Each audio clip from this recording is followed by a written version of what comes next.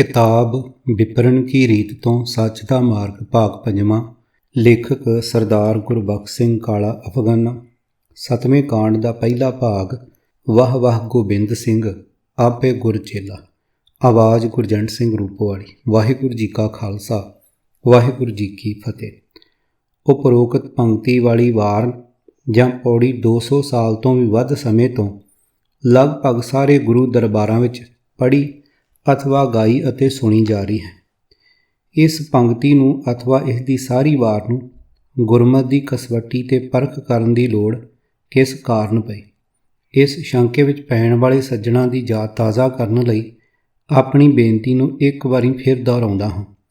ਹਿਰਦੇ ਦੀ ਜਿਸ ਪੀੜ ਨੇ ਪੰਥ ਦੀ ਚੜ੍ਹਦੀ ਕਲਾ ਵੇਖਣ ਦੀ ਲੋਚਨਾ ਕੀਤੀ, ਜਿਸ ਤੌਖਲੇ ਨੇ ਵਿਪਰਨ ਕੀ ਰੀਤ ਦੀ ਅਸਲੀਅਤ ਜਾਣ ਕੇ ਉਸ ਦੇ ਹਰ ਪੱਖ ਤੋਂ ਪੰਥ ਨੂੰ ਜਾਣੂ ਕਰਾਉਣ ਦੇ ਨਾਲ ਸ੍ਰੀ ਗੁਰੂ ਗ੍ਰੰਥ ਸਾਹਿਬ ਦੇ ਵੱਧ ਤੋਂ ਵੱਧ ਸਿਧਾਂਤਾਂ ਨਾਲ ਸੰਬੰਧਿਤ ਗੁਰੂ ਸ਼ਬਦਾਂ ਨੂੰ ਅੱਡ-ਅੱਡ ਕਰਕੇ ਪੰਥ ਦੀ ਜਾਣਕਾਰੀ ਲਈ ਪੇਸ਼ ਕਰਨ ਦੀ ਘਾਲਣਾ ਆਰੰਭ ਕਰਵਾਈ, ਜਿਸ ਹਿਰਦੇ ਦੀ ਪੀੜ ਦੇ ਕਾਰਨ ਇਹ ਪਤਾ ਕਰਨਾ ਆਰੰਭਿਆ ਕਿ ਅਕਾਲ ਪੁਰਖ ਤੋਂ ਸਦੀਵੀ ਵਿਛੋੜਾ ਪਾ ਦੇਣ ਵਾਲਾ ਹਉਮੈ ਰੋਗ, ਹਉਮੈ ਨਾਵੇਂ ਨਾਲ ਵਿਰੋਧ ਹੈ, ਦੋਵੇਂ ਨਾ ਵਸੈ ਇੱਕ ਠਾਏ, ਪੰਨਾ 560, ਕਿੰਨਾ ਮਘੋਰਿਆਂ ਰਾਹੀਂ ਪੰਥ ਵਿੱਚ ਦਾਖਲ ਹੋ ਰਿਹਾ ਹੈ। ਅਜਿਹੇ ਤੌਖਲੇ ਭਰੇ ਪੰਥਕ ਪਿਆਰ ਨੇ ਦਾਸ ਨੂੰ ਇਸ ਪੰਕਤੀ ਵਾਲੀ ਵਾਰ ਨੂੰ ਅਤੇ ਉਸ ਵਾਰ ਦੇ ਜਨਮਦਾਤੇ ਦੀ ਅਸਲੀਅਤ ਨੂੰ ਗੁਰਬਾਣੀ ਦੀ ਕਸਵੱਟੀ ਤੇ ਪਰਖਣ ਲਈ ਪ੍ਰੇਰਿਆ। ਹਾਏ ਕਿਤੇ ਇਸ ਪਾਸਿਓਂ ਵੀ ਸਤਿਗੁਰਾਂ ਦੇ ਪੰਥ ਤੇ ਵਿਪਰਨ ਕੀ ਰੀਤ ਦਾ ਪਰਛਾਵਾਂ ਤਾਂ ਨਹੀਂ ਪੈ ਰਿਹਾ। ਕਾਮ, ਕ੍ਰੋਧ, ਲੋਭ, ਮੋਹ ਅਤੇ ਹੰਕਾਰ, ਇਹਨਾਂ ਪੰਜਾਂ ਵਿਕਾਰਾਂ ਵਿੱਚੋਂ ਹੰਕਾਰ ਅਥਵਾ ਹਉਮੈ ਅਜਿਹਾ ਭਿਅੰਕਰ ਰੋਗ ਹੈ ਜਿਸ ਨੂੰ ਗੁਰਬਾਣੀ ਨੇ ਮਨੁੱਖਤਾ ਲਈ ਬਾਕੀ ਵਿਕਾਰਾਂ ਵਿੱਚੋਂ ਸਭ ਤੋਂ ਵੱਧ ਹਾਨੀਕਾਰਕ ਫਰਮਾਨ ਕੀਤਾ ਹੈ, ਕਿਉਂਕਿ ਹਉਮੈ ਨੇ ਗੁਰੂ ਪਰਮੇਸ਼ਰ ਤੋਂ ਵਿਛੋੜਾ ਪਾਇਆ, ਪਰਮੇਸ਼ਰ ਤੇ ਭੁੱਲਿਆ ਵਿਆਪਣ ਸਭੇ ਰੋਗ, ਪੰਨਾ 135। ਫਿਰ ਕਾਮ, ਕ੍ਰੋਧ, ਲੋਭ, ਮੋਹ, ਤ੍ਰਿਸ਼ਨਾ, ਅਗਨੀ, ਦੂਜਾ ਭਾਉ, ਈਰਖਾ, ਚੁਗਲੀ, ਉਸਤਤ, ਨਿੰਦਾ, ਬਚਨ ਕਰਕੇ ਖਿਸਕਣਾ, ਝੂਠ ਬੋਲਣਾ, ਵਿਖਾਵੇ ਵਾਲੀ ਫੋਕੀ ਸੁਚਮ ਅਤੇ ਹੋਰ ਕਈ ਬ੍ਰਾਹਮਣੀ ਭਰਮਾਂ ਨੂੰ ਸਿੱਖ ਸਿਧਾਂਤ ਦਾ ਅੰਗ ਮੰਨ ਬਹਿਣਾ, ਪਰਾਏ ਹੱਕ 'ਤੇ ਨਜ਼ਰਾਂ ਰੱਖਣੀਆਂ, ਚੋਰੀ, ਠੱਗੀ, ਡੇਰਾਵਾਦੀ, ਠੱਗ ਕਿਰਿਆ ਨੂੰ ਸੰਤਪੁਣਾ ਮੰਨ ਬਹਿਣਾ, ਅਕਿਰਤ ਘਣਤਾ, ਨਰਦੈਤਾ, ਬਲਾਤਕਾਰੀ, ਤਸਕਰੀ, ਜੂਏਬਾਜ਼ੀ, ਨਸ਼ਿਆਂ ਦਾ ਸੇਵਨ ਆਦਿ ਸਭੇ ਰੋਗ ਵਿਆਪ ਗਏ। ਅਜਿਹਾ ਵਿਚਾਰ ਆਉਂਦਿਆਂ ਹੀ ਹਿਰਦਾ ਪੁਕਾਰ ਉੱਠਿਆ ਕਿ ਸਾਰਿਆਂ ਰੋਗਾਂ ਦੀ ਜੜ੍ਹ ਹਉਮੈ ਤਾਂ ਕਿਸੇ ਵੀ ਰਸਤੇ ਪੰਥ ਵਿੱਚ ਨਹੀਂ ਸੀ ਵੜਨੀ ਚਾਹੀਦੀ। ਇਸ ਨਿਆਰੇ ਪੰਥ ਦਾ ਸਿਧਾਂਤ ਲੈ ਕੇ ਆਏ ਸਤਿਗੁਰਾਂ ਨੇ ਬੜੀ ਘਾਲਣਾ ਉਪਰੰਤ ਅਕਾਲ ਪੁਰਖ ਤੋਂ ਸਾਡੇ ਲਈ ਨਾਮ ਅਤੇ ਗਰੀਬੀ ਦੀ ਦਾਤ ਮੰਗੀ ਸੀ। ਬਾਬਾ ਪੈਂਦਾ ਸੱਚਖੰਡ, ਨੌ ਨਿਧ ਨਾਮ ਗਰੀਬੀ ਪਾਈ। ਨਾਮ ਅਤੇ ਗਰੀਬੀ ਹੀ ਪੰਥ ਦੀ ਰੀੜ੍ਹ ਦੀ ਹੱਡੀ ਸੀ। ਹਉਮੈ ਨੇ ਤਾਂ ਪਹਿਲੇ ਹੱਲੇ ਹੀ ਇਹਨਾਂ ਗੁਣਾਂ ਤੋਂ ਪੰਥ ਨੂੰ ਸੱਖਣਾ ਕਰ ਦੇਣਾ ਸੀ, ਜਿਸ ਰਾਹੀਂ ਵੜ ਕੇ ਹਉਮੈ ਮਿਰਗ ਨੇ ਨਿਆਰੇ ਗੁਰਮਤਿ ਗੁਣਾ ਰੂਪੀ ਅੰਗੂਰੀ ਆ ਖਾਣੀ ਸੀ। ਅਜਿਹੀ ਤਾਂ ਮਾੜੀ ਮੋਟੀ ਮੋਰੀ ਵੀ ਨਹੀਂ ਸੀ ਰਹਿਣੀ ਚਾਹੀਦੀ। ਆਓ ਰਲ ਮਿਲ ਕੇ ਅਰਦਾਸ ਕਰੀਏ। ਹੇ ਸਮਰੱਥ ਸਤਿਗੁਰੂ ਜੀਓ, ਜਿਵੇਂ ਕਬੀਰ ਸਾਹਿਬ ਜੀ ਨੇ ਉਹ ਘਾਤਕ ਮੋਰੀ ਵੇਖ ਲਈ ਸੀ, ਭੁੱਲੀ ਪਏ ਆਪਣੇ ਇਸ ਪੰਥ ਨੂੰ ਵੀ ਉਹ ਮੋਰੀ ਵਿਖਾ ਦੇਣ ਦੀ ਮਿਹਰ ਕਰ ਦਿਓ। ਸੱਚੇ ਪਾਤਸ਼ਾਹ ਜੀ, ਕਰ ਦਿਓ ਉਹ ਅਵਸਥਾ ਪ੍ਰਦਾਨ, ਵੈਰੀਆਂ ਨੂੰ ਮਿੱਤਰ ਬਣਾ ਬੈਠੇ ਆਪਣੇ ਇਸ ਦੂਲੇ ਪੰਥ ਨੂੰ, ਜਿਸ ਅਵਸਥਾ ਦਾ ਵਰਣਨ ਆਪ ਜੀ ਦੇ ਇਸ ਗੁਰੂ ਸ਼ਬਦ ਵਿੱਚ ਹੈ। ਸੰਤੋ ਮਨ ਪਵਨੇ ਸੁਖ ਬਣਿਆ, ਕਿਛ ਜੋਗ ਪ੍ਰਾਪਤ ਗਣਿਆ ਰਹਾ, ਗੁਰ ਦਿਖਲਾਈ ਮੋਰੀ, ਜਿਤ ਮਿਰਗ ਪੜਤ ਹੈ ਚੋਰੀ, ਮੂੰਦ ਲੀਏ ਦਰਵਾਜੇ, ਬਾਜੀਅਲੇ ਅਨਹਦ ਬਾਜੇ, ਕੁੰਭ ਕਮਲ ਜਲ ਭਰਿਆ, ਜਲ ਮੇਟਿਆ ਉਭਾ ਕਰਿਆ, ਕਹੋ ਕਬੀਰ ਜਨ ਜਾਣਿਆ, ਜੋ ਜਾਣਿਆ ਤਉ ਮਨ ਮਾਨਿਆ, ਪੰਨਾ 656। ਅਜਿਹੀਆਂ ਭਾਵਨਾਵਾਂ ਦੇ ਅਧੀਨ ਦਾਸ ਅਜਿਹੇ ਉਸ ਹਰ ਪੱਖ ਨੂੰ ਗੁਰਬਾਣੀ ਦੀ ਕਸਵੱਟੀ 'ਤੇ ਪਰਖੀ ਆ ਰਿਹਾ ਹੈ, ਜਿਸ ਦੁਆਰਾ ਪੰਥ ਵਿੱਚ ਸਭ ਰੋਗਾਂ ਤੋਂ ਬੁਰਾ ਹਉਮੈ ਰੋਗ ਆ ਵੜਿਆ ਹੈ। ਹਉਮੈ ਵੱਡਾ ਰੋਗ ਹੈ, ਭਾਏ ਦੂਜੇ ਕਰਮ ਕਮਾਏ, ਨਾਨਕ ਮਨਮੁਖ ਜੀਵਦਿਆਂ ਮੂਏ, ਹਰ ਵਿਸਰਿਆਂ ਦੁੱਖ ਪਾਏ, ਪੰਨਾ 599। ਮਨਮੁਖ ਸਦਾ ਵਿਛੜੇ ਫਿਰੇ, ਕੋਏ ਨਾ ਕਿਸ ਹੀ ਨਾਲ, ਹਉਮੈ ਵੱਡਾ ਰੋਗ ਹੈ, ਸਿਰ ਮਾਰੇ ਜਮ ਕਾਲ। ਗੁਰਮਤ ਸਤ ਸੰਗਤ ਨਾ ਵਿਛੜੇ, ਆਨ ਦਿਨ ਨਾਮ ਸੰਭਾਲ। ਪੰਨਾ 1258। ਵਿਚਾਰ, ਕਿਸੇ ਵੀ ਵਿਦਵਾਨ ਨੇ ਗੁਰੂ ਦਾ ਅਰਥ ਚੇਲਾ ਨਹੀਂ ਕੀਤਾ। ਗੁਰੂ ਅਤੇ ਚੇਲੇ ਦਾ ਰਿਸ਼ਤਾ ਕੇਵਲ ਗਿਆਨ ਦਾ ਹੈ। ਗਿਆਨ ਦੇਣ ਵਾਲਾ ਗੁਰੂ ਅਤੇ ਉਸ ਤੋਂ ਗਿਆਨ ਪ੍ਰਾਪਤ ਕਰਨ ਵਾਲਾ ਚੇਲਾ ਅਖਵਾਉਂਦਾ ਹੈ। ਸੰਸਾਰ ਦੇ ਕਿਸੇ ਧਰਮ ਵਿੱਚ ਕੋਈ ਗੁਰੂ ਆਪਣੇ ਚੇਲੇ ਦਾ ਚੇਲਾ ਕਦੇ ਨਹੀਂ ਮੰਨਿਆ ਗਿਆ। ਪਰਮਾਤਮਾ ਦੀ ਕਿਰਪਾ ਅਪਾਰ ਹੈ, ਪਰ ਗੁਰੂ ਦੀ ਮਿਹਰ ਤੋਂ ਬਿਨਾਂ ਪ੍ਰਭੂ ਦੀ ਮਿਹਰ ਦੇ ਪਾਤਰ ਨਹੀਂ ਬਣ ਸਕੀਦਾ। ਪ੍ਰਭੂ ਨਾਲੋਂ ਵੀ ਗੁਰੂ ਦੀ ਮਿਹਰ ਕਈ ਗੁਣਾ ਵੱਧ ਗੁਣਕਾਰੀ ਮੰਨੀ ਗਈ ਹੈ। ਭੀਖਾ ਜੀ ਦਾ ਕਥਨ ਅਸਾਂ ਅੱਗੇ ਵੀ ਕਈ ਵਾਰ ਚੇਤੇ ਕੀਤਾ ਹੈ। ਭੀਖਾ वो नर कौन है जो गुर को कहते और, रब रूठे गुर मिलता, गुर रूठे नहीं ठौर। जुगो जुग अटल श्री गुरु ग्रंथ ਸਾਹਿਬ ਜੀ ਨੇ ਤਾਂ ਸਤਿਗੁਰ ਨੂੰ ਪਾਰ ਬ੍ਰਹਮ ਮੰਨਣ ਲੱਗਿਆਂ ਜ਼ਰਾ ਵੀ ਢਿੱਲ ਨਹੀਂ ਲਾਈ। ਰਾਮ ਹਮ सतगुर पार ब्रह्म कर माने, हम मूढ़ मुग्ध असुध मत होते, गुर सतगुर कै बचन हार हम जाने। ਪੰਨਾ 169। ਹਾਏ ਇਹੋ ਜਿਹੀ ਸੋਚ ਸੜ ਜਾਏ ਜਿਸ ਨੇ ਉਸੇ ਮਹਾਨ ਗੁਰੂ ਨੂੰ ਆਪਣਾ ਚੇਲਾ ਬਣਿਆ ਚੱਲ ਲਿਆ, ਜਿਸ ਸੱਚੇ ਸਤਿਗੁਰੂ ਜੀ ਨੇ ਪਰਮਾਤਮਾ ਦੀ ਬਾਂਹ ਫੜਾਈ ਸੀ।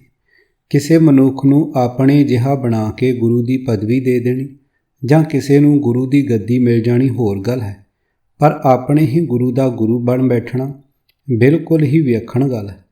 ਗੁਰੂ ਤੋਂ ਮਿਲਿਆ ਗਿਆਨ ਗੁਰੂ ਨੂੰ ਹੀ ਕਹਿ ਸੁਣਾਉਣ ਨਾਲ ਜੇ ਕੋਈ ਚੇਲਾ ਆਪਣੇ ਗੁਰੂ ਦਾ ਗੁਰੂ ਬਣ ਜਾਂਦਾ ਹੈ ਤਾਂ ਕਿਹੜਾ ਅਧਿਆਪਕ ਜਾਂ ਗੁਰੂ ਹੈ ਜਿਹੜਾ ਆਪਣਾ ਦਿੱਤਾ ਸਬਕ ਆਪੇ ਸਿੱਖ ਅਥਵਾ ਆਪਣੇ ਸ਼ਾਗਿਰਦ ਕੋਲੋਂ ਹੀ ਸੁਣਦਾ।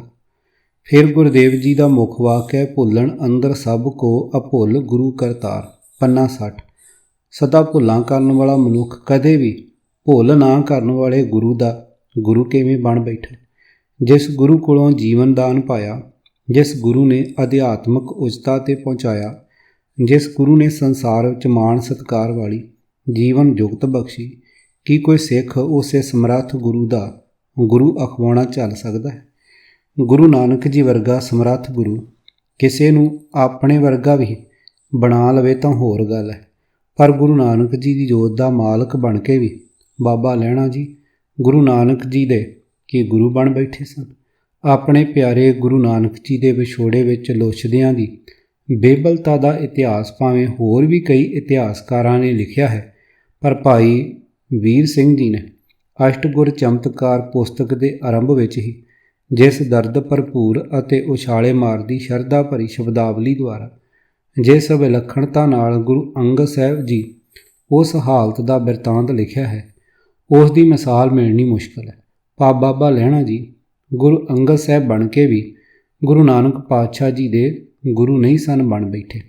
ਪਰ ਅੱਜ ਜਿਸ ਹੈਂਕੜ ਭਰੇ ਬੋਲਾਂ ਦੁਆਰਾ ਅਸੀਂ ਆਪਣੇ ਆਪ ਨੂੰ ਗੁਰੂ ਪਦਵੀ ਦੇ ਮਾਲਕ ਸਮਝਦਿਆਂ ਸਤਿਗੁਰਾਂ ਨੂੰ 20ਵੇਂ ਦਰਜੇ 'ਤੇ ਰੱਖ ਕੇ ਆਪ 21ਵੇਂ ਦਰਜੇ ਦੇ ਮਾਲਕ ਬਣੇ ਹੋਏ, ਜਿਵੇਂ ਸਤਿਗੁਰਾਂ ਦੇ ਦਰਬਾਰ ਵਿੱਚ ਹੀ ਹੰਕਾਰ ਭਰੇ ਗੁੱਸੇ ਨਾਲ ਮੂੰਹਾਂ ਵਿੱਚੋਂ ਝੱਗ ਸੁੱਟਦੇ ਇੱਕ ਦੂਜੇ 'ਤੇ ਹੱਲਾ ਬੋਲਦੇ ਹੋਏ ਕੇਸਾਂ ਦੀ ਬੇਅਦਬੀ ਕਰਨ ਨੂੰ ਆਪਣਾ ਹੱਕ ਮੰਨ ਰਹੇ ਹੁੰਦੇ ਹਨ, ਉਸ ਨੂੰ ਵੇਖ ਕੇ ਸਤਿਗੁਰਾਂ ਦੇ ਬਚਨ ਯਾਦ ਆ ਕੇ ਕਾਂਬਾ ਛਿੜ ਰਿਹਾ ਹੁੰਦਾ ਹੈ।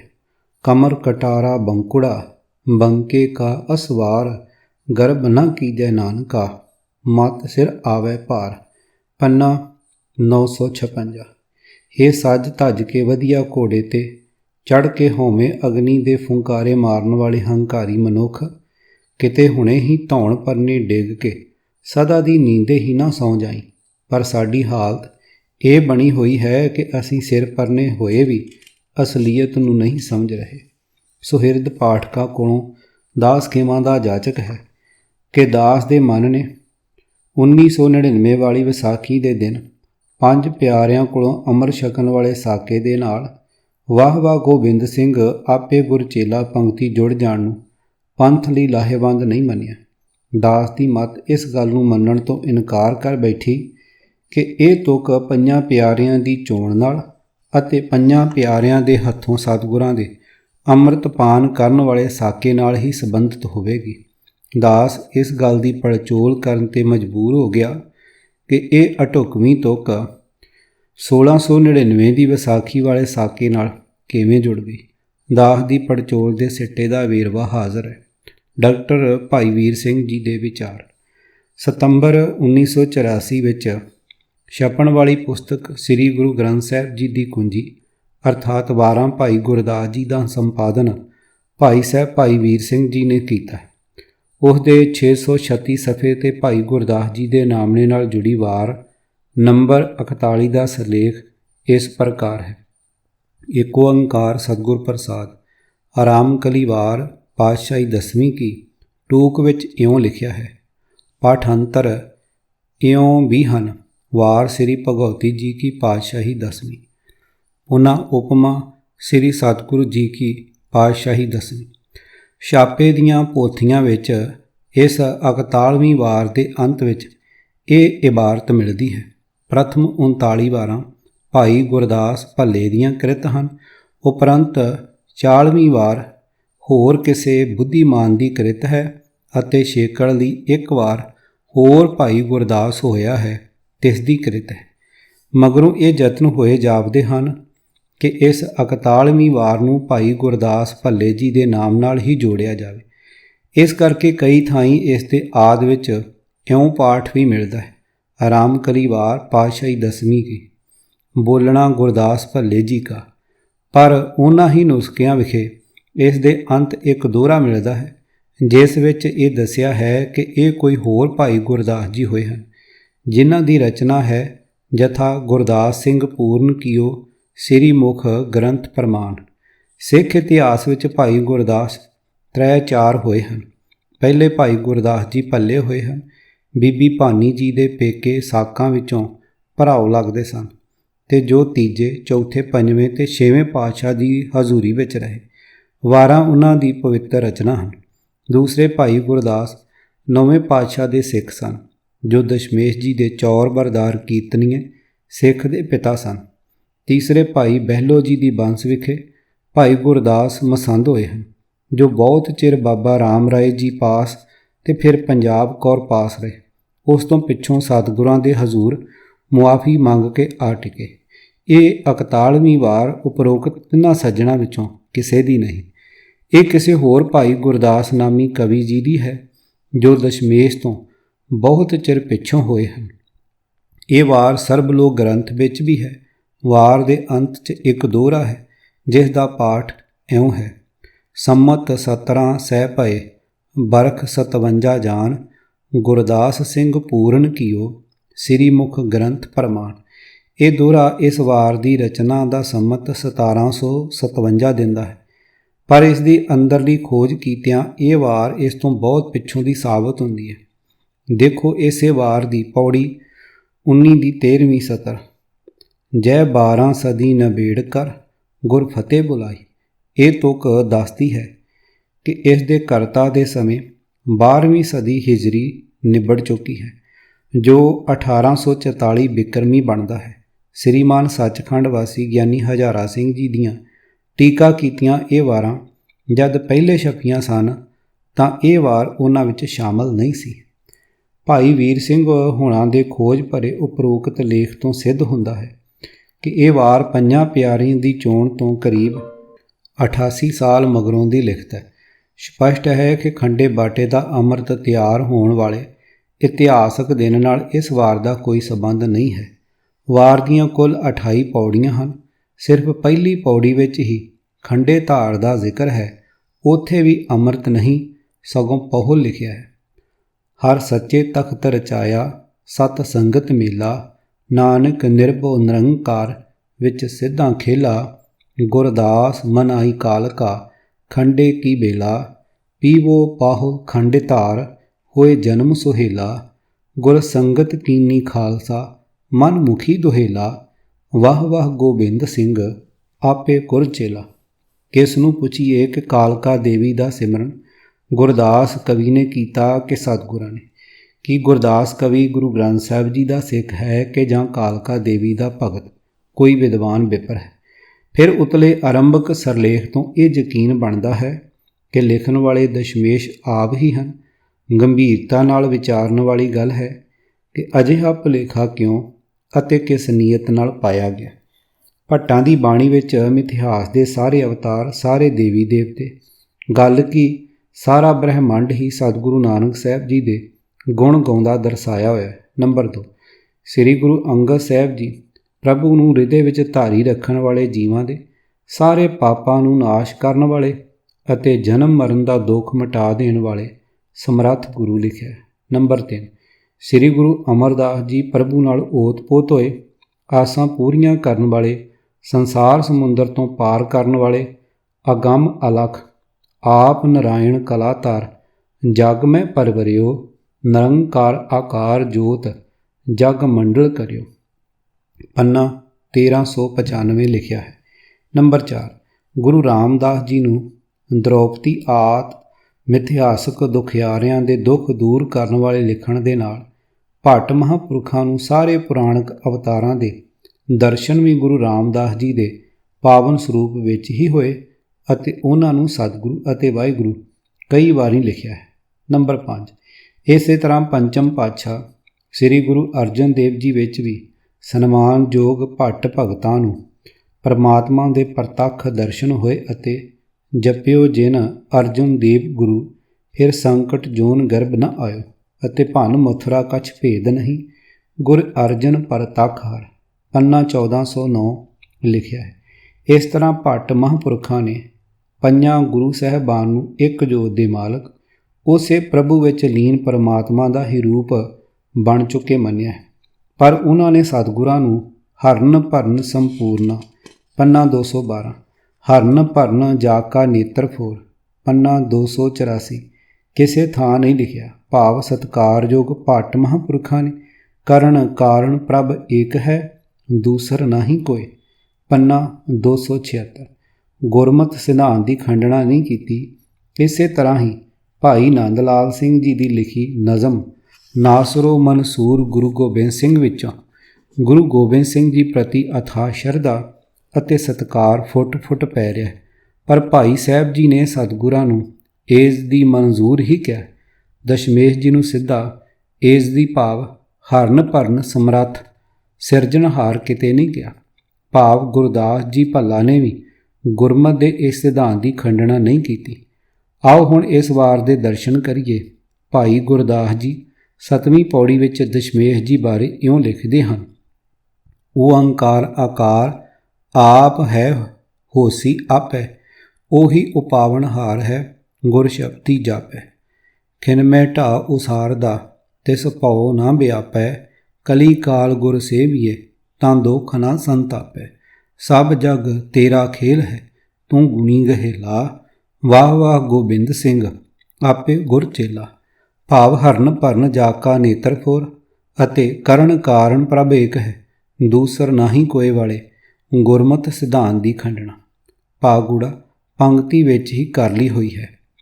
ਦੂਜਾ ਖਾਸ ਧਿਆਨ ਦੇਣ ਵਾਲਾ ਵਿਸ਼ਾ ਇਹ ਵੀ ਹੈ ਕਿ ਕੀ ਇਸ ਵਾਰ ਦੇ ਲਿਖਾਰੀ ਨੇ ਵੀ ਸਨਮਾਨਯੋਗ ਭੱਟ ਭਗਤਾਂ ਵਾਂਗ ਸਾਰੇ ਹੀ ਗੁਰੂ ਸਰੂਪਾਂ ਨੂੰ ਇੱਕ ਜੋਤ ਦੇ ਮਾਲਕ ਗੁਰੂ ਨਾਨਕ ਹੀ ਸਮਝਿਆ ਹੈ ਕਿ ਜਾਂ ਬਚਿੱਤਰ ਨਾਟਕ ਦੇ ਲਿਖਾਰੀ ਵਾਂਗ ਇਸ ਨੇ ਵੀ ਦਸ਼ਮੇਸ਼ ਜੀ ਨੂੰ ਧੁਰੋਂ ਹੀ ਸ਼ਕਤੀਆਂ ਲੈ ਕੇ ਆਏ ਵਿਸ਼ਨੂੰ ਦੇ ਅਵਤਾਰ ਸਿੱਧ ਕਰਕੇ ਗੁਰੂ ਨਾਨਕ ਸਾਹਿਬ ਜੀ ਦੀ ਜੋਤ ਤੋਂ ਅੱਡਰਾ ਦਰਸਾਇਆ।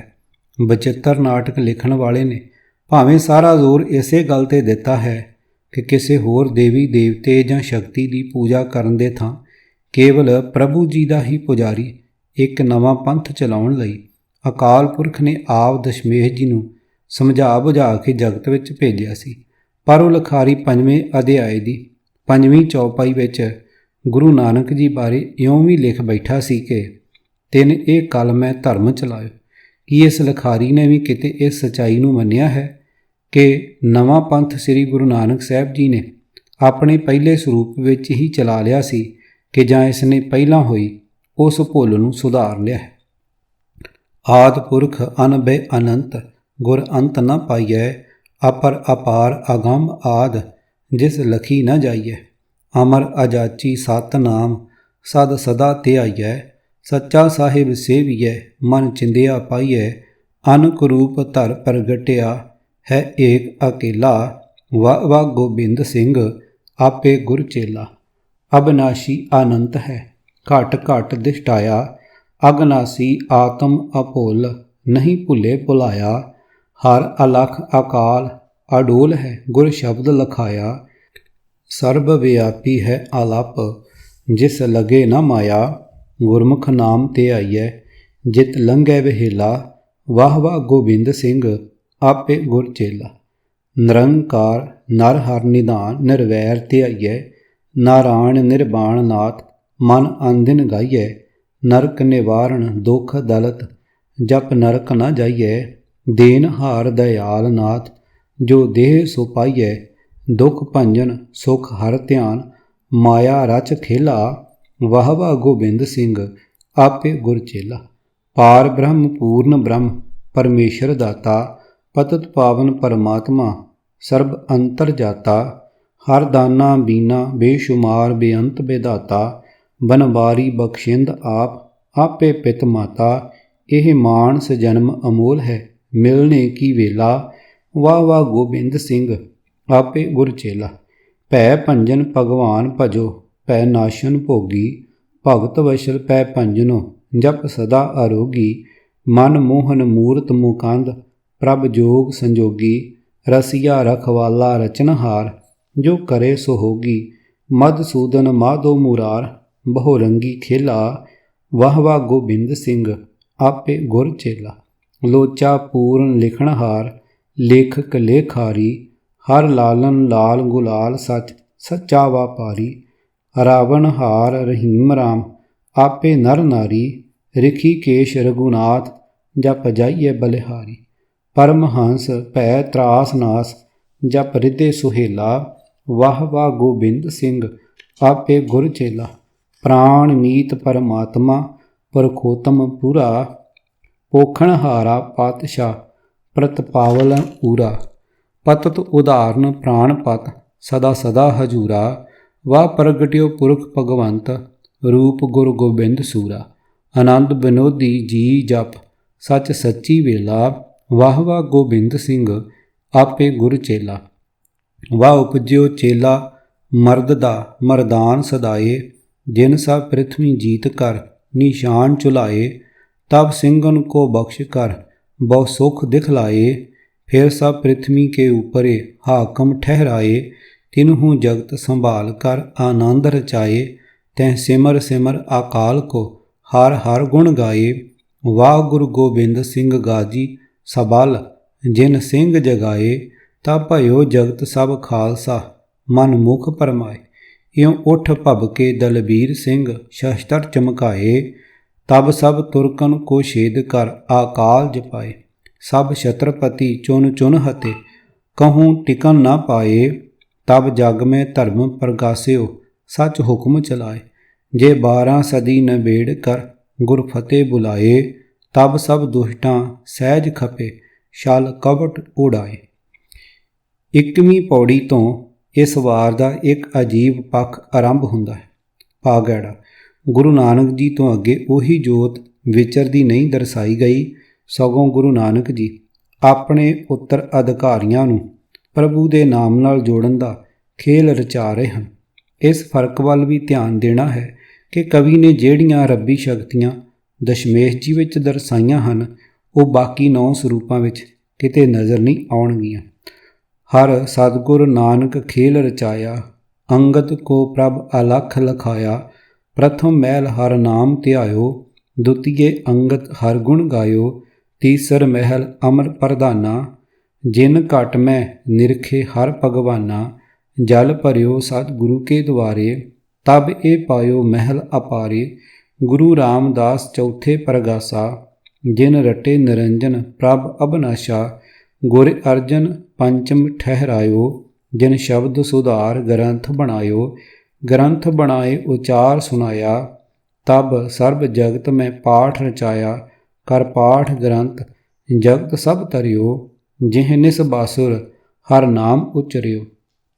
गुर हर गोबिंद खष्टम अवतारे, जिन पकड़ तेग बहु दुष्ट पछारे। इਉਂ सब मुगलन का मन बौराना, तब हर भगतन सो धुंध रचाना। इਉਂ कर है गुरदास पुकारा, हे सतगुर मोहि लेह उबारा। सप्तम महल अगम हर राया, जिन सोन ध्यान कै जोग कमाया। चढ़ गगन गुफा में रहो समाई, जह बैठा अडोल समाध लगाई। सब कला खैंच कर गुप्त रहंग, तह आपन रूप को नह दिखलांग। इउं इस प्रकार गुबार मचायो, तह देव अंश को बहु चमकायो। हर किशन भयो अष्टम बलबीरा, जिन पहुँच दहेली तजयो सहरीरा। बाल रूप धरियो स्वांग रचाए, तब सहजे तन को छोड़ सिधाए। इउं कर है गुरदास पुकारा, हे सतगुर मोहि लेह उबारा। गुरु नानक सब ते सिर ताजा, जिसको सिवर सरे सब काजा। गुर तेग बहादुर स्वांग रचायं, जिह अपन सीस दे जग ठहरायं। इस बिद मुगलन को परमायो, तब सतगुर अपना बल न जनायो। प्रभ हुक्म बुझ पहुँचे दरबारा, तब सतगुर कीनी मेहर अपारा।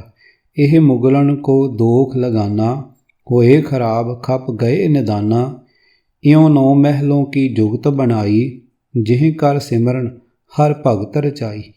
ਇਉਂ ਕਰ ਹੈ ਗੁਰਦਾਸ ਪੁਕਾਰਾ, हे ਸਤਗੁਰ ਮੋਹਿ ਲੇਹ ਉਬਾਰਾ। ਇੱਥੋਂ ਤੱਕ ਕਵੀ ਨੇ ਸ੍ਰੀ ਗੁਰੂ ਨਾਨਕ ਸਾਹਿਬ ਜੀ ਤੋਂ ਲੈ ਕੇ ਪਹਿਲੇ 9 ਗੁਰੂ ਸਰੂਪਾਂ ਦਾ ਜੀਵਨ ਹਾਲ ਲਿਖਿਆ ਹੈ। ਗੁਰੂ ਨਾਨਕ ਜੀ ਨੂੰ ਬਾਕੀ 8 ਸਰੂਪਾਂ ਦਾ ਸਰਤਾਜ ਕਹਿ ਕੇ ਸਾਰਿਆਂ ਨੂੰ ਅਕਾਲ ਪੁਰਖ ਦੇ ਸੱਚੇ ਭਗਤ ਲਿਖਿਆ। ਕਿਸੇ ਨਵੇਂ ਪੰਥ ਦੀ ਸਿਰਜਣਾ ਦੀ ਗੱਲ ਜਾਂ ਸੰਸਾਰ ਨੂੰ ਨਿਆਰਾ ਜੀਵਨ ਸਿਧਾਂਤ ਦੇਣ ਦੀ ਅਥਵਾ 5ਵੇਂ ਅਤੇ 9ਵੇਂ ਪਾਤਸ਼ਾਹ ਜੀ ਦੀ ਸ਼ਹੀਦੀ ਦਾ ਜ਼ਿਕਰ ਤਾਂ ਕੀ ਕਰਨਾ ਸੀ, ਸਗੋਂ ਗਹੁ ਨਾਲ ਪੜ੍ਹਿਆ ਅਨੁਭਵ ਹੁੰਦਾ ਹੈ। ਜਿਵੇਂ ਗੁਰੂ ਨਾਨਕ ਸਾਹਿਬ ਜੀ ਦੀ ਜੋਤ, ਜੋਤ 오ਹਾ ਜੁਗਤ ਸਾਏ, ਸਹਿ ਕਾਇਆ ਫਿਰ ਪਲਟੀਏ। ਪੰਨਾ 966। ਗੁਰਮਤਿ ਸਿਧਾਂਤ ਦੀ ਖਿੱਲੀ ਉਡਾਈ ਹੋਈ। ਗੁਰੂ ਨਾਨਕ ਸਾਹਿਬ ਜੀ ਦੀ ਜੋਤ ਨੂੰ ਚੌਥੇ ਸਰੂਪ ਤੱਕ ਧੂ ਘਸੀਟ ਕਰਨ ਦੀ ਬਚਿੱਤਰ ਨਾਟਕ ਵਾਲੀ ਮਜਬੂਰੀ ਹੁਣ ਕੋਈ ਨਹੀਂ ਸੀ।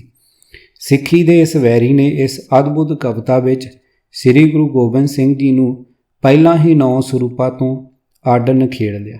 ਨਿਆਰੀ ਪ੍ਰਸਿੱਧਤਾ ਪ੍ਰਾਪਤ ਕਰ ਲੈਣ ਵਾਲੇ ਇਸ ਨਿਆਰੇ ਖਾਲਸਾ ਪੰਥ ਦਾ ਵੀ ਬੁੱਧ ਧਰਮ ਵਾਂਗ ਹੀ ਖੁਰਾ ਖੋਜ ਮਿਟਾਉਣ ਦੀ ਬਣਾਈ ਆਪਣੀ ਯੋਜਨਾ ਵਿੱਚ ਵਰਤਣ ਲਈ ਦਸ਼ਮੇਸ਼ ਜੀ ਨੂੰ ਗੁਰੂ ਨਾਨਕ ਜੀ ਦੀ ਜੋਤ ਦੇ ਮਾਲਕ ਹੋਣ ਦੀ ਲੋੜ ਵਾਲਾ ਪੂਰੀ ਤਰ੍ਹਾਂ ਭੋਗ ਪਾ ਲਿਆ।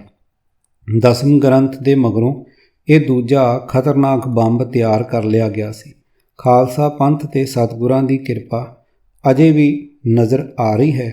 ਜੋ ਬ੍ਰਾਹਮਣ ਦੀ ਕੁਟਲਤਾ ਨੂੰ ਸਮਝਣ ਵਾਲੇ ਕਈ ਸਿੰਘਾਂ ਦੇ ਦਰਸ਼ਨ ਹੋ ਜਾਂਦੇ ਹਨ, ਪਰ ਹੁਣ ਡੇਰਾਵਾਦੀ ਸਾਧਾਂ ਸੰਤਾਂ ਨੇ ਜਿਵੇਂ ਦੇ ਅਮਰਧਾਰੀ ਬਣਾਈ ਜਾਣ ਦੀ ਘਾਤਕ ਸੇਵਾ ਆਰੰਭੀ ਹੋਈ ਹੈ, ਉਹਨਾਂ ਹੰਕਾਰੀ ਅਤੇ ਨਿਹ ਕਲੰਕ ਅਮਰਧਾਰੀਆਂ ਨੇ ਪੁਰੋਹਿਤਵਾਦੀ ਘਾਤਕ ਰੀਤਾਂ ਦੇ ਵਿਰੁੱਧ ਜ਼ਬਾਨ ਖੋਲ੍ਹਣ ਵਾਲੇ ਵਿਵੇਕ ਬੁੱਧੀ ਗੁਰਮੁਖਾਂ ਨੂੰ ਉਂਝ ਹੀ ਖਤਮ ਕਰ ਦੇਣ ਦਾ ਯਤਨ ਆਰੰਭ ਕਰ ਦੇਣਾ ਹੈ। ਅਤੇ ਫਿਰ ਢੁਕਵਾਂ ਸਮਾਂ ਆਉਣ 'ਤੇ ਇਹਨਾਂ ਦੋਹਾਂ ਲਿਖਤਾਂ ਦੇ ਆਧਾਰ 'ਤੇ ਸਤਿਗੁਰਾਂ ਨੂੰ ਦਸ਼ਰਥ ਪੁੱਤਰ ਵਿਸ਼ਨੂੰ ਜੀ ਦੇ ਅਵਤਾਰ ਸਿਆਪਤੀ ਰਾਮਚੰਦਰ ਜੀ ਦੀ ਜਦ ਵਿੱਚੋਂ ਅਤੇ ਉਸੇ ਵਿਸ਼ਨੂੰ ਪਰਮਾਤਮਾ ਜੀ ਦੀ ਮੌਜ ਨਾਲ ਪ੍ਰਗਟ ਹੋਏ ਬਲਬੀਰ ਖਾਲਸਾ ਜੀ ਨੂੰ ਬ੍ਰਹਮਾ ਵਿਸ਼ਨੂੰ ਸ਼ਿਵ ਭਗਵਤੀ ਅਥਵਾ ਦੁਰਗਾ ਮਈਆ ਬਾਣ ਤੀਰ ਤਲਵਾਰ ਸ਼ਸਤਰਾਂ ਦਾ ਪੁਜਾਰੀ ਪੱਕਾ ਹਿੰਦੂ ਸਿੱਧ ਕਰ ਲਿਆ ਜਾਵੇਗਾ।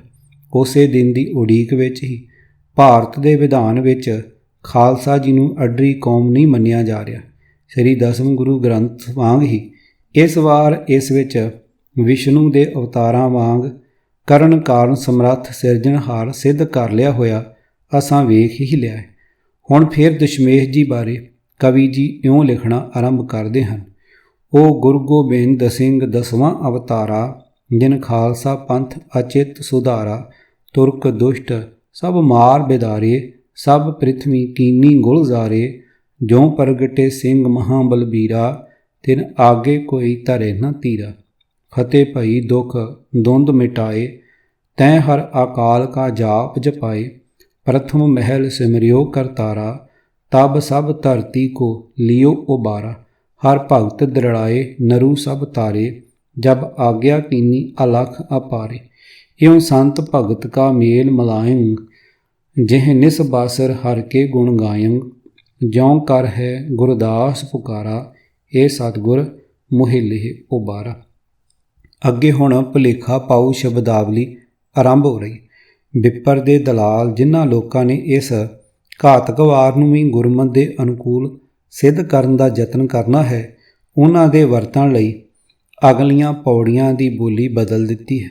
ਭਰਮ ਇਹੀ ਬਣਦਾ ਹੈ ਕਿ ਕਵੀ ਅਕਾਲ ਪੁਰਖ ਦਾ ਧੰਨਵਾਦ ਕਰ ਰਿਹਾ ਹੈ, ਪਰ ਹਰ ਪੌੜੀ ਦੀ ਅੰਤਲੀ ਪੰਕਤੀ ਸਾਫ਼ ਸਿੱਧ ਕਰ ਰਹੀ ਹੈ ਕਿ ਇਹ ਪੌੜੀਆਂ ਵੀ ਦਸ਼ਮੇਸ਼ ਜੀ ਨੂੰ ਗੁਰੂ ਨਾਨਕ ਜੀ ਦੀ ਜੋਤ ਨਾਲੋਂ ਅੱਡਰਾ ਖੁਦ ਪਰਮਾਤਮਾ ਹੀ ਸਿੱਧ ਕਰ ਰਹੀਆਂ ਹਨ। ਤੂੰ ਹੈ ਅਲਖ ਅਪਾਰ ਨਿਰੰਜਨ ਦੇਵਾ, ਜਿਹ ਬ੍ਰਹਮ ਵਿਸ਼ਨ ਸ਼ਿਵ ਲਖੇ ਨ ਪੇਵਾ। ਤੁਮ ਨਾਥ ਨਿਰੰਜਨ ਗਹਿਰ ਗੰਭੀਰੇ, ਤੁਮ ਚਰਨਨ ਸੋ ਬਾਂਧੋ ਧੀਰੇ। ਅਬ ਗਹਿ ਪਕਰਿਓ ਤੁਮਰਾ ਦਰਬਾਰਾ, ਜਿਉ ਜਾਨੋ ਤਿਉ ਲਿਓ ਉਬਾਰਾ। ਹਮ ਕਾਮੀ ਕ੍ਰੋਧੀ ਅਤ ਕੁੜਿਆਰੇ, ਤੁਮ ਹੀ ਠਾਕੁਰ ਬਖਸ਼ਣਹਾਰੇ। ਨਹੀਂ ਤੁਮ ਬਿਨ ਕੋਈ ਹੋਰ ਤੁਮਾਰਾ, ਜੋ ਕਰ ਹੈ ਹਮਰਾ ਨਿਸਤਾਰਾ। ਤੁਮ ਅਗਮ ਅਡੋਲ ਅਤੋਲ ਮੁਰਾਰੇ, ਸਭ ਜਗ ਕੀ ਕਰ ਹੋ ਪ੍ਰਤਪਾਰੇ। ਜਲ ਥਲ ਮਹੀਲ ਹੁਕਮ ਤੁਮਾਰਾ, ਤਬ ਕੋ ਸਿਮਰ ਤਰੇ ਸੰਸਾਰਾ। ਇਉਂ ਕਰ ਹੈ ਗੁਰਦਾਸ ਪੁਕਾਰਾ, हे सतगुर मोहि लेहि उबारा। तुम अछल अछेद अभेद कहायंग, जे बैठ तख्त पर हुक्म चलायंग। तुझ बिन दूसर अवर न कोई, तुम एक ही एक निरंजन सोई। ओंकार तर खेल रचायंग, तुम आप अगोचर गुप्त रहायंग। प्रभ तुमरा खेल अगम निरधारे, तुम सब कट भीतर सब ते न्यारे। तुम ऐसो अचरज खेल बनायो, ਇਹ ਸਭ ਜਗ ਝੂਠੇ ਧੰਦੇ ਖਪਾਇਓ। ਬਿਨ ਸਿਮਰਨ ਤੇ ਛੂਟੇ ਨਾ ਕੋਈ, ਤੁਮ ਕੋ ਭਜੇ ਸੋ ਮੁਕਤਾ ਹੋਈ। ਗੁਰਦਾਸ ਗਰੀਬ ਤੁਮਨ ਕਾ ਚੇਲਾ, ਜਪ ਜਪ ਤੁਮ ਕੋ ਭਇਓ ਸੁਹੇਲਾ। ਇਹ ਭੂਲ ਚੂਕ ਸਭ ਬਖਸ਼ ਕਰੀਜੈ, ਗੁਰਦਾਸ ਗੁਲਾਮ ਆਪਣਾ ਕਰ ਲੀਜੈ। ਇਉਂ ਕਰ ਹੈ ਗੁਰਦਾਸ ਪੁਕਾਰਾ, हे सतगुर मोहि लेहि उबारा। ਇਹ ਕਵਨ ਕੀਟ ਗੁਰਦਾਸ ਵਿਚਾਰਾ, ਜੋ ਅਗਮ ਨਿਗਮ ਕੀ ਲਖੈ ਸ਼ੁਮਾਰਾ। ਜਬ ਕਰ ਕਿਰਪਾ ਗੁਰ ਬੂਝ ਬੁਝਾਈ, ਤਬ ਇਹ ਕਥਾ ਉਚਾਰ ਸੁਨਾਈ। ਬਿਨਾ ਹੁਕਮ ਇੱਕ ਝੁਲੇ ਨਾ ਪਾਤਾ, ਫੁਨ ਹੋਹੈ ਸੋਏ ਜੋ ਕਰੇ ਵਿਦਾਤਾ। ਹੁਕਮੇ ਅੰਦਰ ਸਗਲ ਆਕਾਰੇ, ਬੁਝੇ ਹੁਕਮ ਸੋ ਉਤਰੇ ਪਾਰੇ। ਹੁਕਮੇ ਅੰਦਰ ਬ੍ਰਹਮ ਮਹੇਸ਼ਾ, ਹੁਕਮੇ ਅੰਦਰ ਸੂਰ ਨਰ ਸ਼ੇਸ਼ਾ। ਹੁਕਮੇ ਅੰਦਰ ਬਿਸ਼ਨ ਬਣਾਏ, ਜਿਨ ਹੁਕਮ ਬੂਝ ਦੀਵਾਨ ਲਗਾਏ। ਹੁਕਮੇ ਅੰਦਰ ਧਰਮ ਰਚਾਇੰਗ, ਹੁਕਮੇ ਅੰਦਰ ਇੰਦਰ ਉਪਾਇੰਗ। ਹੁਕਮੇ ਅੰਦਰ ਸਸ ਅਰ ਸੂਰੇ, ਸਭ ਹਰ ਚਰਨ ਕੀ ਬਾਂਛੈ ਤੂਰੇ। ਹੁਕਮੇ ਅੰਦਰ ਧਰਨ ਆਕਾਸ਼ਾ, ਹੁਕਮੇ ਅੰਦਰ ਸਾਸ ਗਿਰਾਸਾ। ਜਿਹ ਬਿਨਾ ਹੁਕਮ ਕੋਈ ਮਰੇ ਨ ਜੀਵੈ, ਬੂਝੇ ਹੁਕਮ ਸੋ ਨਿਹਚਲ ਥੀਵੈ। ਇਉਂ ਕਰ ਹੈ ਗੁਰਦਾਸ ਪੁਕਾਰਾ, हे सतगुर मोहि लेहि उबारा। ਪਰਮਾਤਮਾ ਦੇ ਹੁਕਮ ਦੀ ਖੇਡ ਦੇ ਵਰਣਨ ਦਾ ਭੁਲੇਖਾ ਪਾ ਕੇ ਇਸ ਕਵਿਤਾ ਨੂੰ ਗੁਰਮਤਿ ਦੇ ਅਨੁਕੂਲ ਸਮਝੀ ਜਾਣ ਦਾ ਭਰਮ ਬਣਾ ਦੇਣ ਵਾਲੀ ਉਵੇਂ ਦੀ ਹੀ ਕੁਟਲ ਵਿਦਵਤਾ ਹੈ, ਜਿਸ ਦੇ ਆਸਰੇ ਵੈਰੀ ਨੇ ਦਸਮ ਗੁਰੂ ਗ੍ਰੰਥ ਸਾਹਿਬ ਨੂੰ ਚਰਚਾ ਦਾ ਵਿਸ਼ਾ ਬਣਾਇਆ, ਪੰਥ ਵਿੱਚ ਫੁੱਟ ਦਾ ਬੀਜ ਬੀਜਿਆ ਅਤੇ ਕਿਸੇ ਭੇਦ ਭਰੀ ਆਪਣੀ ਵਿਉਂਤ ਨਾਲ ਤੀਰਥ ਅਸਥਾਨ ਬਣਾਉਣ ਲਈ ਚੁਣੇ ਹੋਏ ਥਾਂ ਯੂਪੀ ਵਿੱਚ ਸਿੱਖਾਂ ਕੋਲੋਂ ਵੀ ਹੇਮਕੁੰਟ ਤੀਰਥ ਬਣਵਾ ਲਿਆ। ਸਿੱਖਾਂ ਦੀ ਕਮਾਈ ਵਿੱਚੋਂ ਕਰੋੜਾਂ ਦਾ ਧਨ ਯੂਪੀ ਸਰਕਾਰ ਦੀ ਸਹਾਇਤਾ 'ਤੇ ਖਰਚ ਹੋਣ ਲੱਗ ਪਿਆ। ਭਾਗ ਈੜੀ। ਤੀਜੀ ਧਿਆਨ ਦੇਣ ਵਾਲੀ ਗੱਲ ਇਹ ਹੈ ਕਿ ਭਾਈ ਨੰਦ ਲਾਲ ਸਿੰਘ ਜੀ ਗੋਇਆ, ਭਾਈ ਗੁਰਦਾਸ ਜੀ ਭੱਲਾ ਅਥਵਾ ਹਾਜ਼ਰਾ ਹਜ਼ੂਰ ਸ੍ਰੀ ਗੁਰੂ ਗ੍ਰੰਥ ਸਾਹਿਬ ਜੀ ਦੀ ਪਾਵਨ ਬਾਣੀ ਵਿੱਚੋਂ ਕਿਤੋਂ ਸੰਕੇਤ ਤੱਕ ਨਹੀਂ ਮਿਲਦਾ ਕਿ ਕਿਸੇ ਖਾਸ ਬਾਣੀ ਦੇ ਜਾਂ ਸ਼ਬਦਾਂ ਦੇ ਜੋੜ ਨਾਲ ਬਣੇ ਕਿਸੇ ਮੰਤਰ ਦੇ ਕੇਵਲ ਪਾਠ ਮਾਤਰ ਨਾਲ ਹੀ ਮਨੁੱਖ ਦੀ ਕਲਿਆਣ ਹੋ ਜਾਂਦੀ ਹੈ ਜਾਂ ਜੀਵ ਦੀ ਮਨਚਾਹੀ ਇੱਛਾ ਪੂਰੀ ਹੋ ਸਕਦੀ ਹੈ।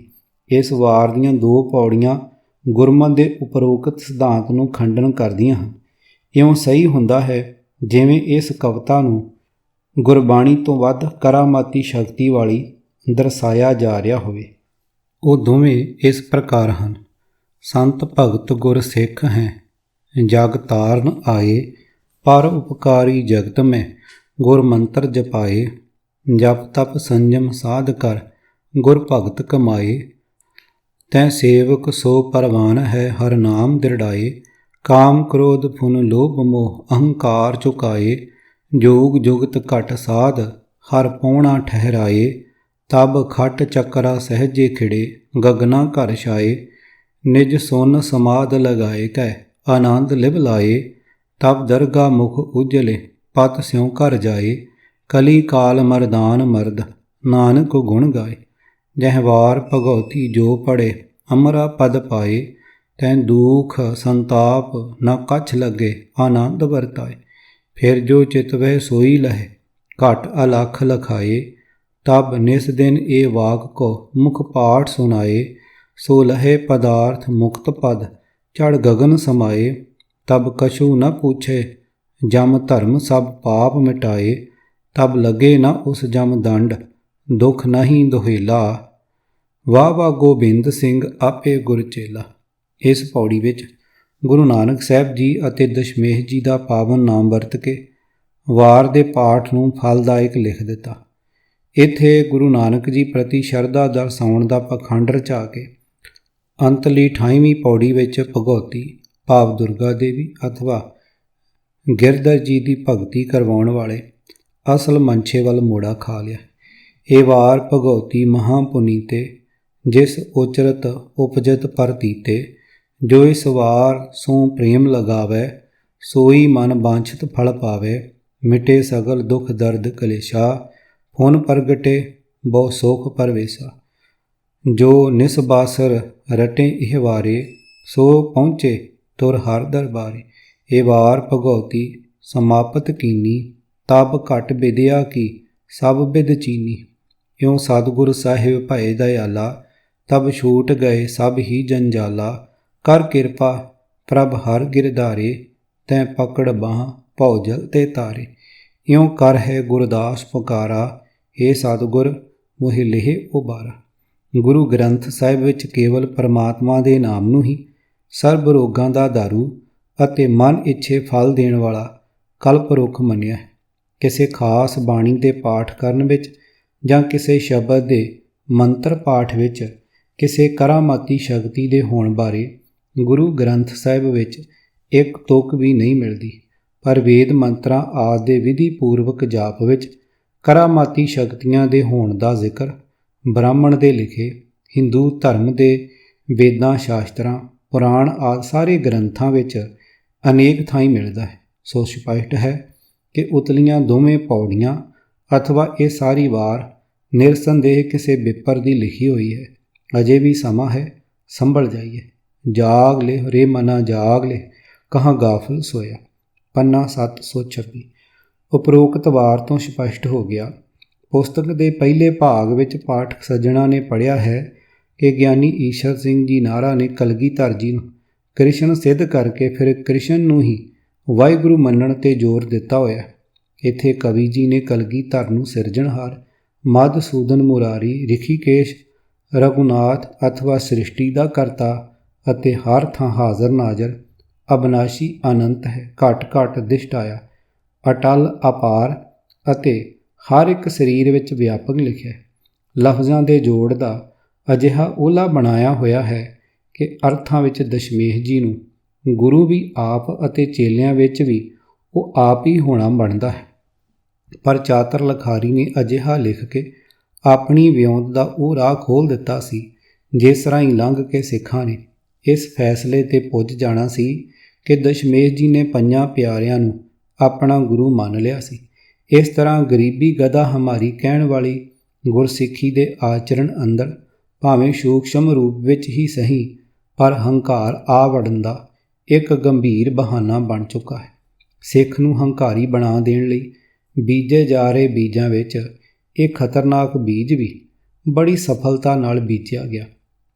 ਇਸ ਵਾਰ ਵਿੱਚ ਵੀ ਗੁਰੂ ਗੋਬਿੰਦ ਸਿੰਘ ਜੀ ਨੂੰ ਬਾਕੀ 9 ਸਰੂਪਾਂ ਨੂੰ ਰੱਬੀ ਸ਼ਕਤੀਆਂ ਵਾਲੇ ਗੁਰੂ ਪਰਮੇਸ਼ਰ ਹੋਣ ਵਾਲੇ ਪੱਖੋਂ ਨਜ਼ਰ ਅੰਦਾਜ਼ ਕਰਦਿਆਂ ਹੋਇਆਂ ਕੇਵਲ ਦਸ਼ਮੇਸ਼ ਜੀ ਨੂੰ ਹੀ ਅਡਰੀਆਂ ਸ਼ਕਤੀਆਂ ਵਾਲਾ ਭਗਵਾਨ ਸਿੱਧ ਕੀਤਾ ਹੋਇਆ। ਹਰ ਇੱਕ ਪੌੜੀ ਦੇ ਅਖੀਰ ਵਿੱਚ ਹੇ ਸਤਿਗੁਰ ਮੋਹਿ ਲਿਹ ਉਬਾਰਾ ਲਿਖ ਕੇ ਸਪਸ਼ਟ ਕਰ ਦਿੱਤਾ ਹੈ ਕਿ ਉਤਲੀ ਸਾਰੀ ਸਿਫਤ ਰੱਬ ਦੀ ਨਹੀਂ ਸਗੋਂ ਦਸ਼ਮੇਸ਼ ਜੀ ਦੀ ਹੈ।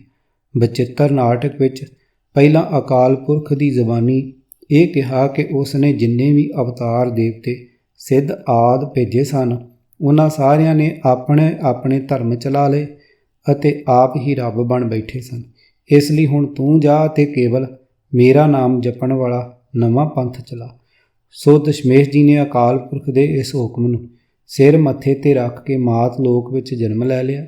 ਫਿਰ ਸਿੱਖਾਂ ਦੇ ਮਨ ਵਿੱਚ ਇਹ ਪੱਕਾ ਕਰਨ ਲਈ ਕਿ ਦਸ਼ਮੇਸ਼ ਜੀ ਨੇ ਅਕਾਲ ਪੁਰਖ ਦੇ ਹੁਕਮ ਦੀ ਏਡੀ ਵਫਾਦਾਰੀ ਨਾਲ ਪਾਲਣਾ ਕੀਤੀ ਕਿ ਉਹਨਾਂ ਨੇ ਇਹ ਕਹਿ ਦਿੱਤਾ ਕਿ ਜਿਹੜਾ ਉਹਨਾਂ ਨੂੰ ਪਰਮੇਸ਼ਰ ਕਹੇਗਾ ਉਹ ਨਰਕ ਕੁੰਡ ਵਿੱਚ ਪਵੇਗਾ। ਭਾਵ ਦੋਏ ਤੇ ਏਕ ਰੂਪ ਹੋ ਗਏ ਹੋਏ ਅਕਾਲ ਪੁਰਖ ਨੂੰ ਉਹਨਾਂ ਦੇ ਅੱਗੇ ਖਲੋ ਕੇ ਫਰਿਆਦਾਂ ਕਰਦਾ ਵੀ ਦਰਸਾ ਲਿਆ ਅਤੇ ਨਾਲ ਇਹ ਵੀ ਲਿਖ ਦਿੱਤਾ, ਜੇ ਹਮਕੋ ਪਰਮੇਸ਼ਰ ਉਚਰੈ ਤੇ ਸਭ ਨਰਕ ਕੁੰਟ ਮੈਂ ਪਰ ਹੈ। 6ਵੇਂ ਭਾਗ ਦੇ ਦੂਜੇ ਕਾਂਡ ਵਿੱਚ ਸਾਰਾ ਵਿਸਤਾਰ ਲਿਖਿਆ ਗਿਆ ਹੈ। ਇੱਕ ਅਕਾਲ ਦੀ ਪੂਜਾ ਕਰਨੀ ਸਿਖਾਉਣ ਆਏ 10ਵੇਂ ਗੁਰੂ ਨਾਨਕ ਜੀ ਨੂੰ ਨਿਜ ਧਾਮ ਸਿਧਾਰਿਆ ਅਜੇ ਥੋੜ੍ਹਾ ਸਮਾਂ ਹੋਇਆ ਸੀ। ਇਸ ਕਾਰਨ ਉਸ ਵੇਲੇ ਦਸ਼ਮੇਸ਼ ਜੀ ਨੂੰ ਝਟਪਟ ਸਿੱਧਾ ਰੱਬ ਲਿਖਣਾ ਠੀਕ ਨਾ ਸਮਝਿਆ, ਪਰ ਜਦ ਵੇਖਿਆ ਕਿ 10ਮ ਗ੍ਰੰਥ ਸਾਰੀਆਂ ਔਕੜਾਂ ਤੋਂ ਪਾਰ ਹੋ ਕੇ ਪੰਥ ਵਿੱਚ ਆਪਣੀ ਥਾਂ ਬਣਾ ਚੁੱਕਾ ਹੈ, ਫਿਰ ਆਪੇ ਗੁਰਚੇਲਾ ਵਾਲੀ ਵਾਰ ਲਿਖ ਕੇ ਦਸ਼ਮੇਸ਼ ਜੀ ਨੂੰ ਸਿੱਧਾ ਵਾਹਿਗੁਰੂ ਹੀ ਬਣਾ ਦਿੱਤਾ। ਆਰੰਭ ਵਿੱਚ ਅਸਾਂ ਇਹ ਵੀ ਪੜ੍ਹ ਲਿਆ ਹੈ ਕਿ ਇਸ ਵਾਰ ਨੂੰ ਦਸ਼ਮੇਸ਼ ਜੀ ਦੇ ਬਚਨ ਸਿੱਧ ਕਰਨ ਦੇ ਯਤਨਾਂ ਵਿੱਚ ਹੀ ਇਸ ਦਾ ਸਿਰਲੇਖ ਵਾਰ ਸ੍ਰੀ ਭਗਉਤੀ ਜੀ ਕੀ ਪਾਤਸ਼ਾਹੀ 10ਵੀਂ ਅਤੇ ਫਿਰ ਉਪਮਾ ਸ੍ਰੀ ਸਤਿਗੁਰੂ ਜੀ ਕੀ ਪਾਤਸ਼ਾਹੀ 10ਵੀਂ ਅਤੇ ਤੀਜੇ ਥਾਂ ਆਰਾਮਕਲੀ ਵਾਰ ਪਾਤਸ਼ਾਹੀ 10ਵੀਂ ਕੇ ਬੋਲਣਾ ਗੁਰਦਾਸ ਭੱਲੇ ਜੀ ਕਾ ਅੰਕਿਤ ਕੀਤੇ ਗਏ ਹਨ। ਸੋ 10ਮ ਗ੍ਰੰਥ ਵਿਚਲੀਆਂ ਕਮਜ਼ੋਰੀਆਂ ਇਸ ਵਾਰ ਦੁਆਰਾ ਪੂਰੀਆਂ ਕਰ ਲਈਆਂ ਗਈਆਂ। ਹੈਰਾਨੀ ਤਾਂ ਇਹ ਹੈ ਕਿ ਸਿੱਖ ਪੰਥ ਇੱਕ ਪਾਸੇ ਇਹ ਕਹੀ ਜਾ ਰਿਹਾ ਹੈ ਕਿ ਦਸ਼ਮੇਸ਼ ਜੀ ਨੂੰ ਰੱਬ ਕਹਿਣ ਵਾਲਾ ਨਰਕਾਂ ਵਿੱਚ ਪੈਂਦਾ ਅਤੇ ਨਾਲ ਹੀ ਦਸ਼ਮੇਸ਼ ਜੀ ਨੂੰ ਪਰਮਾਤਮਾ ਸਿੱਧ ਕਰਨ ਵਾਲੀ ਇਸ ਵਾਰ ਦਾ ਜਾਪ ਅਥਵਾ ਕੀਰਤਨ ਵੀ ਕਰੀ ਜਾ ਰਿਹਾ। ਸਤਿਗੁਰੂ ਨਾਨਕ ਸਾਹਿਬ ਜੀ ਦੇ 9 ਸਰੂਪਾਂ ਵਿਚਲੀ ਘਾਲਣਾ ਨੂੰ ਸੰਸਾਰ ਦੀ ਯਾਦ ਵਿੱਚੋਂ ਧੁੰਦਲਾ ਕਰ ਦੇਣ ਵਾਲੀ ਆਪਣੀ ਇਸ ਨਜ਼ਮ ਨੂੰ ਸਿੱਖ ਪੰਥ ਵਿੱਚ ਉਚੇਚੀ ਥਾਂ ਦਿਵਾ ਕੇ ਖਤਰਨਾਕ ਦਸਤਾਵੇਜ਼ ਡਾਕੂਮੈਂਟ ਤਿਆਰ ਕਰ ਲਿਆ। ਬਦਕਿਸਮਤੀ ਤਾਂ ਇਹ ਬਣ ਰਹੀ ਹੈ ਜਿਸ ਸਰਬ ਉੱਚ ਜਥੇਦਾਰ ਜੀ ਨੇ ਅਜਿਹੀਆਂ ਲਿਖਤਾਂ ਨੂੰ ਗੁਰਮਤਿ ਵਿਰੋਧੀ ਘੋਸ਼ਿਤ ਕਰਨਾ ਸੀ, ਉਹ ਤਾਂ ਆਪ ਹੀ ਸੁੱਕ ਚੁੱਕੀ ਦੁੱਖ ਭੰਜਨੀ ਦੀ ਥਾਂ ਸਰੋਵਰ ਦੇ ਕੰਢੇ 'ਤੇ ਨਵੀਂ ਬੇਰੀ ਲਾ ਕੇ ਸੱਚ ਦੇ ਦਰਬਾਰ ਸ੍ਰੀ ਦਰਬਾਰ ਸਾਹਿਬ ਅੰਮ੍ਰਿਤਸਰ ਵਿੱਚ ਝੂਠ ਦੀ ਪੂਜਾ ਦਾ ਪ੍ਰਬੰਧ ਕਰ ਰਿਹਾ ਹੈ। ਜਿਚਰ ਇਹ ਮਨ ਲਹਿਰੀ ਵਿੱਚ ਹੈ, ਹਉਮੈ ਬਹੁਤ ਅਹੰਕਾਰ, ਸ਼ਬਦੇ ਸਾਧ ਨ ਆਵਈ, ਨਾਮ ਨ ਲੱਗੈ ਪਿਆ। ਸੇਵਾ ਥਾਏ ਨ ਪਵਈ ਤਿਸਕੀ, ਖੱਪ ਖੱਪ ਹੋਏ ਖੁਆਰ, ਨਾਨਕ ਸੇਵਕ ਸੋਈ ਆਖੀਐ, ਜੋ ਸਿਰ ਧਰੇ ਉਤਾਰ। ਸਤਿਗੁਰ ਕਾ ਭਾਣਾ ਮੰਨ ਲਏ, ਸ਼ਬਦ ਰਖੈ ਉਰ ਤਾਰ। ਪੰਨਾ 1247। ਕਿਤਾਬ ਵਿਪਰਨ ਕੀ ਰੀਤ ਤੋਂ ਸੱਚ ਦਾ ਮਾਰਗ ਭਾਗ 5ਵਾਂ। ਲੇਖਕ ਸਰਦਾਰ ਗੁਰਬਖਸ਼ ਸਿੰਘ ਕਾਲਾ ਅਫਗਾਨਾ। 7ਵੇਂ ਕਾਂਡ ਦਾ ਪਹਿਲਾ ਭਾਗ। ਆਵਾਜ਼ ਗੁਰਜੰਟ ਸਿੰਘ ਰੂਪੋਵਾਲੀ। ਵਾਹਿਗੁਰੂ ਜੀ ਕਾ ਖਾਲਸਾ, ਵਾਹਿਗੁਰੂ ਜੀ ਕੀ ਫਤਿਹ।